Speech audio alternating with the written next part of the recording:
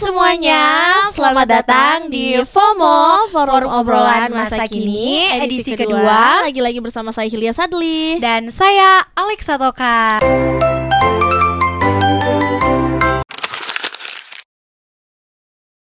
Nah, Alexa, hari ini kita bakal bahas apa nih?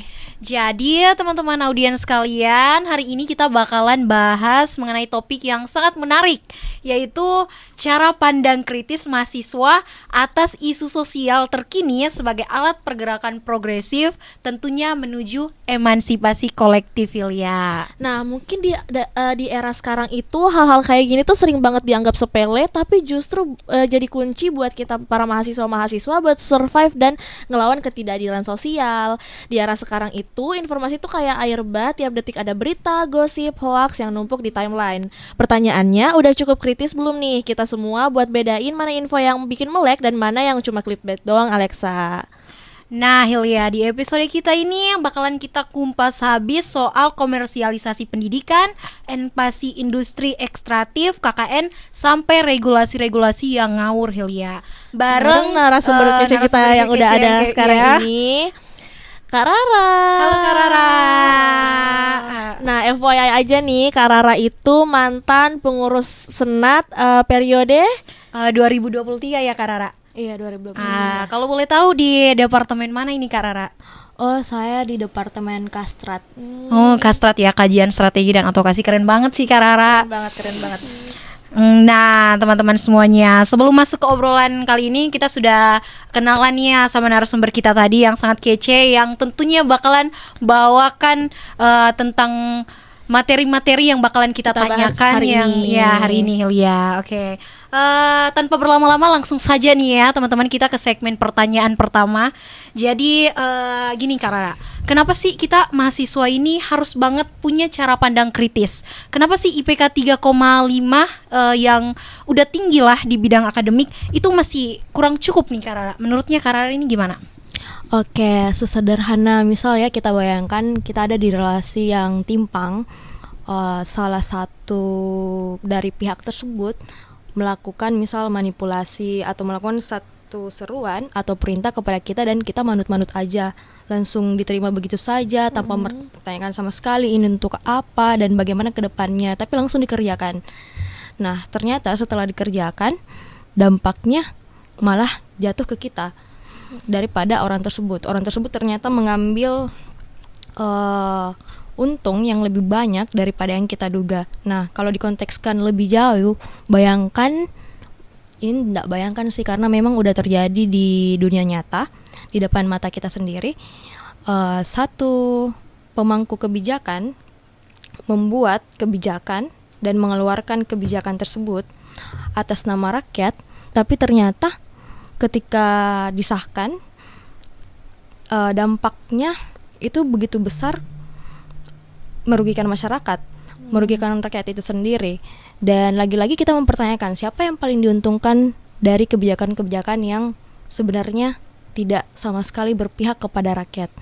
Kayak gitu sih. Benar sih, benar. Ya sih, benar sih. Jadi kalau berarti ini kita sebagai mahasiswa, kita melihat kejadian-kejadian tersebut, berarti cara pandang kita itu harus kritis. Nah, kembali lagi itu ya Kak Rara, kayak kenapa sih kita itu lagi kembali lagi saya masih mau highlight kenapa IPK 3,5 ke atas itu masih belum cukup nih Kak Rara, kalau untuk kita mahasiswa untuk menghadapi situasi sekarang ini.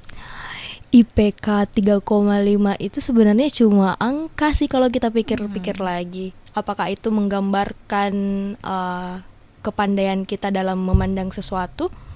Tidak juga kan, karena bagaimana ya, penilaian-penilaian yang dilakukan di dalam kelas itu tidak begitu pas untuk bisa dikatakan, oh 3,5 berarti kamu pintar, di bawah 3,5 berarti kamu pemalas, bodoh, dan semacamnya. Ada faktor-faktor lain yang memungkinkan saja mahasiswa mendapat nilai di bawah itu, tapi sebenarnya dia juga pintar secara akademik, cuma ada faktor lain yang menyebabkan dia tidak bisa seperti mahasiswa pada umumnya. Misal, bisa saja salah satu teman kita itu IPK-nya rendah karena dia terpaksa harus bekerja, mengambil part time. karena ketidakmampuannya untuk membayar UKT dengan berapa persen besarannya itu. Jadi mau ndak mau dia harus mengambil jalan lain yang memungkinkan dia tidak bisa fokus sepenuhnya kuliah. Oh iya juga ya, bisa ya. Berarti IPK 3,5 itu tidak semata-mata juga ya bisa menjadi merepresentasikan seseorang itu. Iya betul. Tapi menurutnya Kak Rara itu ada loh mindset yang kayak kenapa sih kita harus mikirin negara, hidup kita aja susah. Nah menurut Kak Rara ini mindset kayak begitu tuh gimana sih kalau buat kita anak muda sekarang ini Kak? Saya berpikir everything is political. Jadi semua hal itu pasti politis. Mungkin sekarang kita belum kena. Mungkin orang-orang yang masih di bawah kita yang kena, tapi lama-kelamaan nanti bakal merambat dampaknya ke kita, kerugian-kerugiannya. Kayak sesimpel, misal pernah enggak sih kita berpikir kenapa Makassar begitu panas hari ini padahal cuacanya kayak cerah-cerah aja, tapi ternyata kayak panasnya sumpah. Iya, sumpah gitu. Iya sih kayak. Dan ya itu salah satu bentuk dari kerusakan lingkungan sih.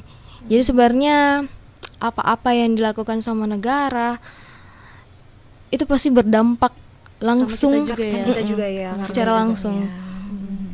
Terus kalau kita ini lebih ke merambat ke UKT nih ya, merangkum banyak keluhan-keluhan mahasiswa di zaman sekarang itu, kampus itu makin hari tuh makin kayak perusahaan, UKT makin mahal, apa-apa makin naik. Padahal kan ini kita sama-sama mau mencari ilmu dan menuntut ilmu di sini. Ini kalau menurutnya Kak Rara ini merupakan penyakit sosial atau konsekuensi zaman modern?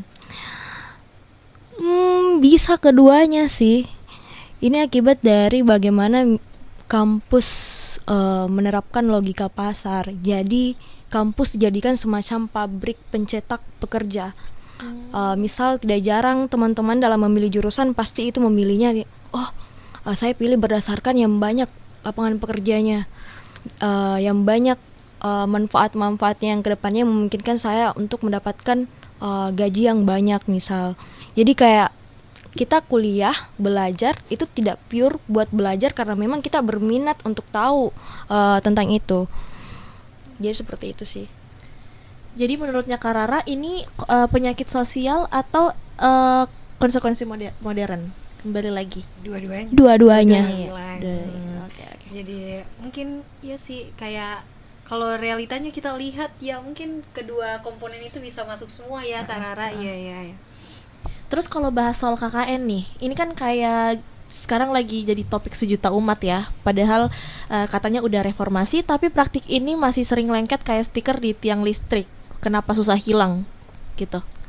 Kenapa susah hilang? Sebenarnya kalau kita bilang sekarang udah reformasi tapi masih ada KKN, kalau ditarik lebih jauh, KKN itu praktiknya sudah ada jauh dari sebelum Indonesia merdeka. Sudah terjadi, ada di zaman-zaman kolonial pas masih ada Belanda, di mana misal orang Indo waktu itu setelah mendapat gaji pasti kemudian diturunkan lagi, dipotong dan dipotong terus. Jadi kayak praktiknya sudah lama dan sepertinya ndak bakal hilang kalau semisal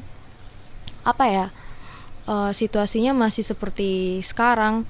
Kayak mau ndak mau sekarang orang-orang berpikir itu bagaimana betul-betul bisa mendapatkan keuntungan sebanyak-banyaknya tanpa perlu mengeluarkan biaya gitu. Jadi mungkin kayak KKN ini kan kita highlight kembali lagi ya teman-teman, KKN ini korupsi, kolusi dan nepotisme. Jadi bukan KKN yang kuliah kerja nyata ya teman-teman ini. Mungkin budaya KKN ini mungkin KKN ini budaya ya Kak Rara, kayak sudah dari dulu jadi sulit untuk sudah mengakar bahasa ininya. Karena kayak dari dulu itu juga kayak setauku ya kayak kayak misalkan dikasih gaji dari atasan diturunkan lagi ke bawahan, dia potong-potong lagi ya sedikit-sedikit begitu kan Kak Rara. Jadi lama-lama tuh jadi kebiasaan dan jadi tradisi ya. Jadi yang di atas itu enak, jadi ya mau tidak mau dia tetap lakukan, kayak sudah berakar gitu. Nah kalau kembali lagi nih kepada kita mahasiswa. Nah kalau kita mahasiswa ini kita misalkan sudah sadar ini ya dengan semuanya, terus kita harus bagaimana ini? Kan sekarang kebanyakannya itu kan pasti demo. Menurutnya Kak Rara ini demo itu sudah cukup atau belum sih Kak? Atau ada cara-cara yang lebih mangsa lagi, yang lebih kenal lagi Kak selain demo? Menurutku kalau kita sekarang Gen Z ya, kupikir ndak cukup sih hanya aksi langsung atau yang teman-teman sebut demo tadi. Kita perlu memperbanyak metode-metode perlawanan lainnya. Jadi misalkan sekarang ada media sosial.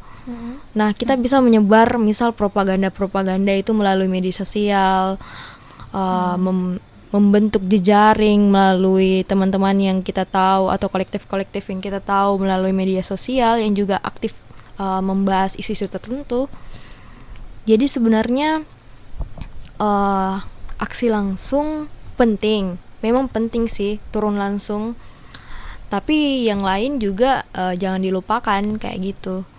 Tapi kan yang maksudnya karena ini kita bisa melakukan aksi ya, mulai memanfaatkan media sosial jadi dengan tulisan-tulisan. Tapi kan banyak ini loh Kak, zaman sekarang yang misalnya yang konten-konten yang mengandung propaganda misalnya ke pemerintah, pasti kemungkinan besar di take down itu besar. Itu menurutnya Kak Rara itu gimana sih kalau dengan keadaan seperti itu Kak? Nah, kalau itu sih bukan kemungkinan lagi sih, tapi memang sudah pasti. Kalau dilihat dari sekarang kan kayak ada yang tiba-tiba rumahnya didatangi sama aparat, ada yang tiba-tiba akunnya dihack dan semacamnya. Dan belum lagi kan kayak aturan terbaru itu ada semacam TNI itu bisa buat semacam kelompok khusus untuk memantau atau memperhatikan atau mengawasi gerak-gerik masyarakat sipil lewat media sosial. Apalagi gitu yang aktivis begitu ya, kan? Pasti itu paling diperhatikan sekali. Jadi kayak mungkin juga banyak generasi yang mau juga bersuara begitu di media sosial, tapi mungkin dia takut akan hal itu ya Kak. Takut akan konsekuensinya. Konsekuensinya. Tapi salut juga loh sama mereka yang udah berani dan mau menyuarakan hal-hal yang menurutnya nggak benar. Tapi kembali lagi nih tadi Kak, dengan perlawanan melalui media sosial, bukan dengan demo yang secara nyata lagi. Menurutnya Kak Rara lagi nih, kembali nih, ini sekarang itu fleksibel atau belum itu Kak? Menurutnya Kak Rara, apanya yang fleksibel? Ruang perlawanan mahasiswa sekarang udah fleksibel belum? Harusnya iya sih. Dengan kelajuan teknologi sekarang pasti udah fleksibel banget sih kalau misal dilihat-lihat lagi. Jadi kupikir ya teman-teman mesti manfaatkan segala kesempatan yang ada lah, segala ruang yang ada itu bisa dijadikan ruang-ruang yang untuk dipakai melawan. Jadi tidak hanya terbatas pada aksi langsung. Karena tidak semua juga kami paham, misal tidak semua orang bisa langsung turun ke jalanan. Iya, benar banget kayak gitu. Tapi ya memang sih paling penting itu aksi langsung, turun langsung. Ya, karena mungkin kalau kita lihat juga aksi langsung itu kan dia dampaknya banyak. Mungkin para pejabat-pejabat yang lihat kita turun langsung, itu kan mereka pasti merasakan keresahannya langsung ya, karena kan pasti risu di situ. Jadi ya mungkin itu jadi bisa dilirik ya, bisa lebih diperhatikan lah. Tapi tidak menutup kemungkinan juga ya kalau kita mulai aksi kita di sosial media, tergantung dari orangnya ndak sih? Tergantung dari orang. Kembali lagi ke kata berpihak nih. Berpihak itu kan katanya dosa ya buat intelektual. Nah, kalau menurut Kakak, mahasiswa kritis itu sebaiknya netral atau harus jelas berpihak?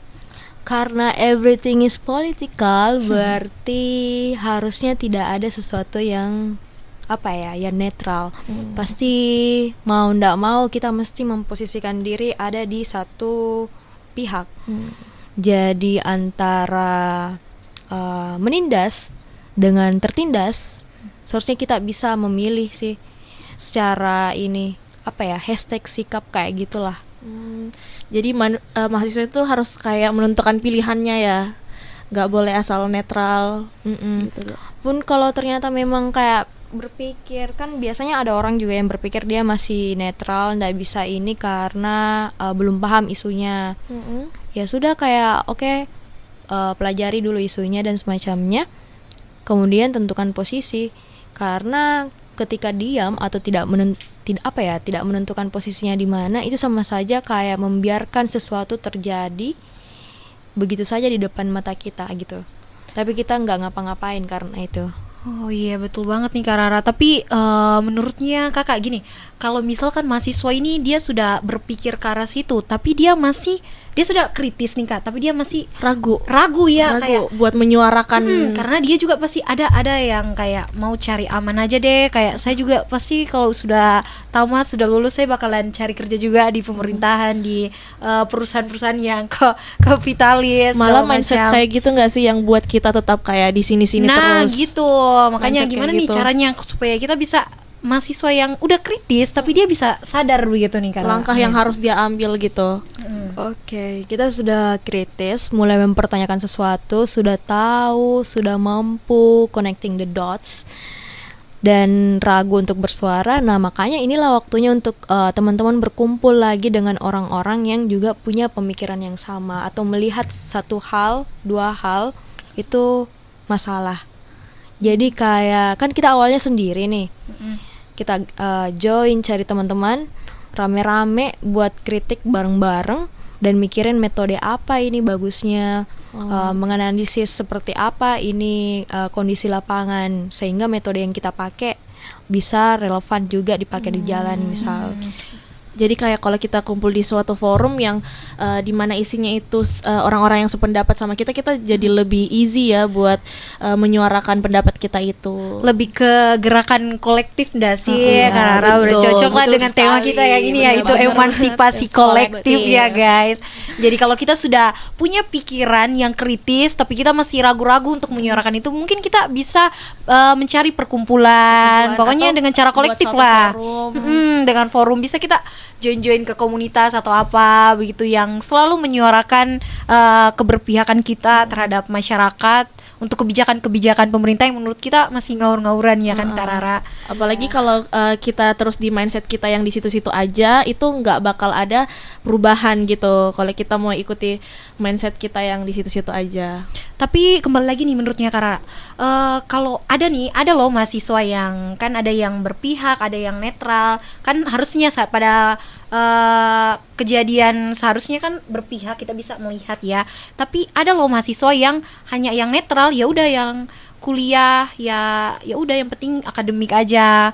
Dia juga berpikir kritis tapi kayak ya udah saya kan netral aja saja kayak begitu. Itu menurut Kak Rara gimana? Menurut Kara apa sih yang membuat dia kayak nggak mau ikut menyuarakan hal-hal seperti Iya, itu? padahal dia sudah berpikir yang kritis loh Kak. Tapi Padahal dia masih tahu itu begitu. salah, tapi dia tidak mau. Ya, saya ndak mau dia ikut-ikutan kayak begitu. Gimana ini Kak Rara? Mungkin karena dampaknya itu ndak ngena langsung ke dia kali ya, Benar makanya banget. kayak oh ya udah sih kayak hal sesuatu yang lewat aja gitu, jadi ndak perlu kayak dipikir oh iya, oh aku tahu ini salah, tapi kayak ya udah lewat saja.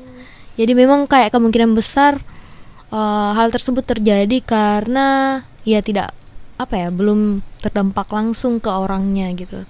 Berarti ya pada kejadian itu belum ada sikap pergerakan progresif ya kalau gitu bisa disebut. Benar. Ya, oke. Mungkin terakhir nih pertanyaan buat Kak Rara. Satu pesan gokil dari Kak Rara buat mahasiswa yang masih galau dan mau jadi mahasiswa sibuk ngampus doang atau mulai melek sama kondisi sosial. Ayo berkolektif guys, waktunya berkumpul. Nah guys, berkolektif guys. Dan merencanakan sesuatu. Nah, kalau udah punya pikiran yang kritis, harus cari tempat untuk menyuarakan pendapatnya diam di ya. situ doang. Betul. Apalagi kayak berpikir ya, enggak aja saya dulu deh. Kayak begitu. Itu enggak banget ya, teman-teman. Wah, Nah, jadi gimana nih Lia? Agak bener gila, bagus banget ya ngobrol sama Kak Rara hari Gokil banget ini. ya. Saya juga yang mungkin saya juga sebelumnya kayak ya udah sih, tapi mungkin dari Bener banget. penjelasannya Kak Rara mungkin Sekarang setelah jadi ini makin melek kalau kayak gitu tuh harus bergerak gitu, nggak cuman diam-diam doang. mungkin setelah ini Lia bakalan punya satu tulisan ya di sosmednya Sema. Banget, Alexa. kadang isu-isu yang bikin panas kayak di kuping kadang bisa bikin ketawa, tapi kita pasti bisa mikir ya Kak Rara. Intinya di dunia ini makin tidak jelas ya Hilya. Jadi mahasiswa itu jangan cuma pintar pada saat UTS doang. Kayak kata pepatah nih teman-teman, di tengah ketidakadilan, diam itu pilihan, tapi itu pilihan buat berpihak ke penindas. Oke deh, mungkin hari ini kita harus berterima kasih dulu sama Kak Rara. Terima kasih banyak untuk berbagi karena udah pengalaman bagi dan ide. ya pemikirannya Kak Rara, Makasih menambah kembali. pengetahuan saya sama Hilya dan juga teman-teman di rumah yang nonton podcast FOMO edisi kedua ini. Semoga kalian juga terbantu sama isu-isu podcast yang kita bahas hari ini. Dan mungkin terakhir jangan lupa Like, komen, dan subscribe, dan kirim ke bestie-bestie kalian, ke teman-teman kalian, ke keluarga kalian. ke HTSan kalian, Apalagi- teman level 2 kalian. Apalagi buat para mahasiswa-mahasiswa ya. Ini penting banget supaya kita bisa sama-sama melek soal isu-isu seperti ini. Baik, saya Andi Hilya Tamufida. Saya Alexa Tokan dan tentunya narasumber kita yang sangat keren dan gokil ini Kak Rara. Kami pamit undur Undur diri. diri. Sampai jumpa semuanya. Dadah.